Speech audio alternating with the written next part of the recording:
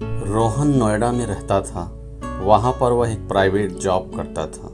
रोहन मूल निवासी भदोही का था और वह अक्सर छुट्टियों में अपनी माँ से मिलने भदोही आता रहता था।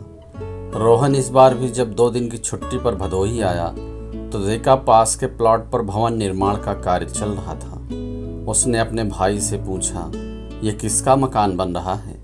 रोहन के भाई सूरज ने बताया कि कोई शर्मा जी हैं, मुंबई से यहाँ आए हैं, उन्हीं का मकान बन रहा है। रोहन ने बोला, ओह अच्छा है, एक अच्छे पड़ोसी मिलेंगे, और अपने काम पर चला गया। लगभग 1 साल बाद जब वो मकान बन गया और उसमें मकान मालिक रहने लगे, बरसात का मौसम था, रोहन की जॉब छूट गई थी, तो उसने सोचा कुछ दिन माँ के साथ रहता हूँ, जब तक कोई नई जॉब नहीं मिल जाती, और वो कुछ दिन के लिए भदोही आ गया। आज बारिश नहीं हुई तो पुराने दोस्तों के साथ गली में ही बातों पर दौर चल रहा था। तभी एक लेडीज ब्लैक कलर की साड़ी पहने वहाँ से गुजरी। रोहन की नज़रें उन पर टिक गईं। उसने दोस्तों से पूछा, यार ये नई लेडीज़ कौन है? पहले कभी नहीं देखा इनको यहाँ। कोई नई पड़ोसी हैं क्या बंटी? रोहन का दोस्त बोला, हाँ भाई, ये मुंबई से अभी भदोही शिफ्ट हुई हैं, बराबर वाले नए मकान में रहती हैं। ओह अच्छा, बोलकर रोहन दोस्तों के साथ बातों में मसरूफ़ हो गया। अब रोज़ ही रोहन दोस्तों के साथ बैठा होता तो जब भी वह लेडीज वहाँ से गुजरती, जाने क्यों रोहन की धड़कनें बढ़ने लग जाती। रोहन को एक अनजाना सा आकर्षण हो रहा था। वो कुछ समझ नहीं पा रहा था कि उसने ऐसे कौन सा आकर्षण है जो उसे उनकी ओर खींच रहा है। चूँकि वो सोसाइटी में नई थी, इसलिए रोहन उनसे बात नहीं कर पाया। फिर एक दिन वही महिला रोहन को बाजार में मिली, शायद रिक्शे का इंतजार कर रही थी। रोहन बाइक लेकर गुजर रहा था तो उसकी नज़र उन पर अपनी नई पड़ोसन पर गई। उसने बाइक उनके पास रोकी और बोला, क्या मैं आपको घर तक छोड़ दूं? मेरा नाम रोहन है, मैं आपके पड़ोस में ही रहता हूं। महिला ने 1 सेकंड सोचा, फिर बोली, नहीं आपको परेशानी होगी, मैं रिक्शे से चली जाऊंगी। रोहन बोला, मैडम परेशानी कैसी, और मैं आपका पड़ोसी हूँ। पड़ोसी अगर पड़ोसी की मदद नहीं करेगा तो कौन करेगा? ठीक है, बोलकर वह बाइक पर बैठ। रोहन ने पूछा, आपका नाम क्या है? महिला, रेनू। रोहन, बहुत प्यारा नाम है भाभी जी। Renu, thank you Rohan. और बताइए, आप मुंबई से यहाँ भदोही कैसे? मुंबई तो अच्छी जगह है।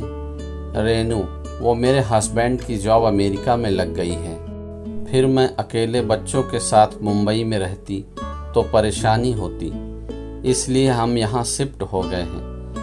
कुछ साल तक, जब तक बेटा छोटा है, फिर यहाँ से चले जाएंगे।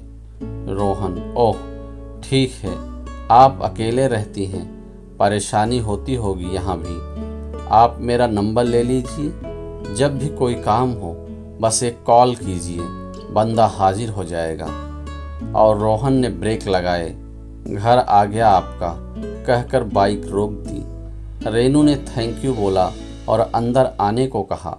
रोहन बोला, थोड़ा जल्दी में, फिर किसी दिन आता हूँ, कुछ भी काम हो तो बेझिझक बोलिएगा, और चला गया। 2 दिन बाद शाम का समय था। रोहन अपने घर की छत पर था, तभी बारिश होने लगी।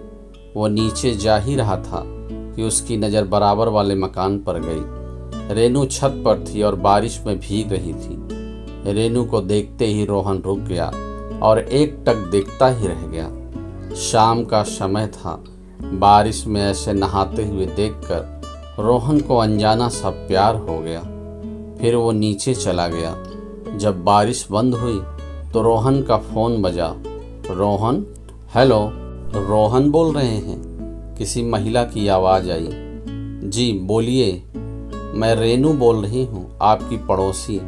रोहन एक मुस्कान को छुपाते हुए, जी भाभी जी बोलिए, कैसे फ़ोन किया? रेनू, रोहन क्या तुम 1 मिनट मेरे घर आ सकते हो? कुछ काम था। रोहन, अभी आता हूँ, आप गेट खोलिए बस। रोहन झट से रेनू के घर आता है। रेनू दरवाज़ा खोलती है। अंदर आओ रोहन। रोहन बोलता है, जी बताइए क्या काम है।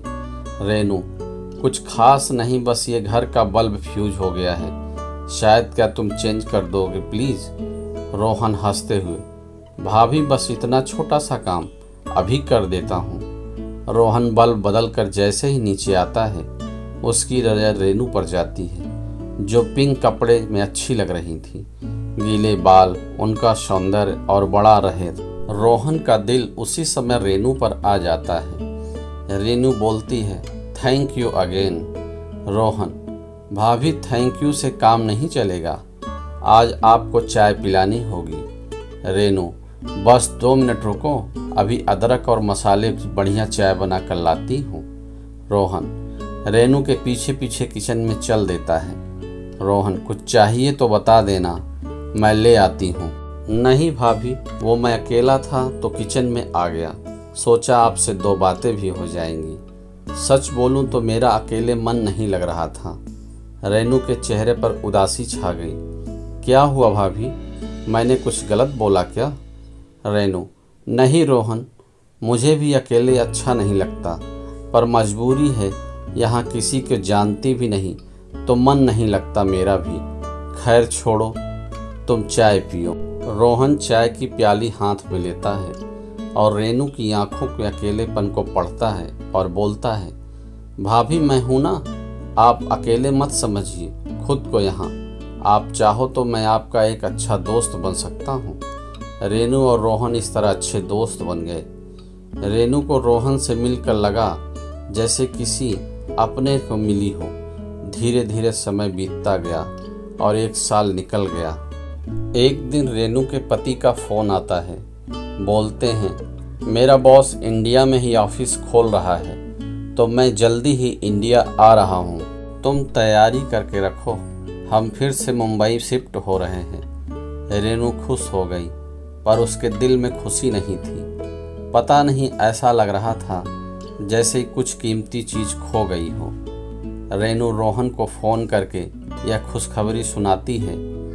रोहन रेनू को समझाता है कि अच्छी बात है, अब परिवार के साथ रहोगे, अकेलापन नहीं होगा और अब आपको मेरी ज़रूरत भी नहीं होगी। रेनू बोलती है, मुझे याद नहीं करोगे क्या? रोहन, आप तो ऐसी बातें कर रही हैं जैसे बहुत दूर जा रही हूँ। मुंबई इतनी दूर भी नहीं, फिर कभी तो वापस आओगे ही ना। रेनू बोलती है, एक लास्ट काम कर दोगे मेरा? रोहन, बस आप हुक्म कीजिए, क्या काम है? रेनू, मुझे स्टेशन तक ड्रॉप कर दोगे? समर अमेरिका से सीधा मुंबई आएंगे, मुझे अकेले जाना होगा यहाँ से मुंबई।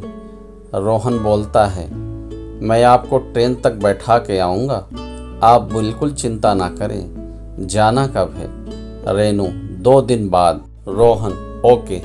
2 दिन बाद रोहन रेनू को छोड़ने स्टेशन जाता है।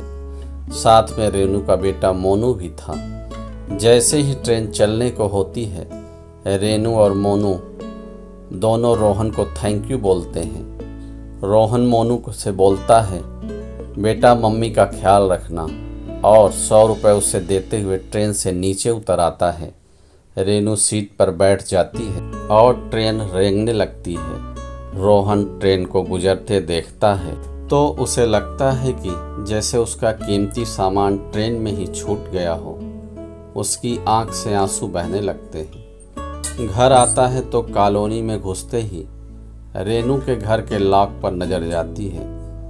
रोहन को समझ नहीं आ रहा था ये उसे क्या हुआ है। उसे लग रहा था जैसे रेनू के साथ सब कुछ चला गया हो, सब सूना हो गया हो। शायद रोहन को रेनू से प्यार हो गया था।